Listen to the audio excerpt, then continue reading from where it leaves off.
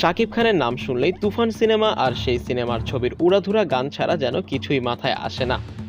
তুমি কোন শহরের মাইয়া গো লাগে উড়াধুরা। ওপার বাংলার মিমি নয়, এবার দেশি নায়িকাদের নিয়ে নেচে চমক ছড়ালেন ঢালিউড কিংখ্যাত শাকিব খান। সেই অনুষ্ঠানের একটি ছবি বিতর্কের জন্ম নিয়েছে মুহূর্তেই ছড়িয়ে পড়েছে সামাজিক যোগাযোগ মাধ্যমে। শুক্রবার 7 জুন রাতে রাজধানীর একটি 5 তারকা হোটেলে আয়োজিত হয় ঢাকা ফ্যাশন ডে 2024।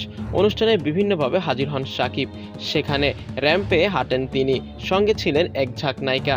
র্যাম ঝলমলে পোশাকে শাকিবের সঙ্গে ছিলেন পরিমণি, বিদ্যা সিনহা, মিম, পূজা চেরি, ছিলেন সাবিলা নূর ও তানজিন তিশা।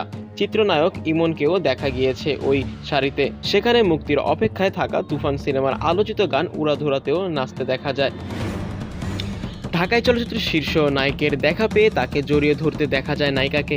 সামাজিক যোগাযোগ মাধ্যমে ভাইরাল হয় সময়ের আলোচিত এই দুই তারকার আলিঙ্গনের সেই মুহূর্ত।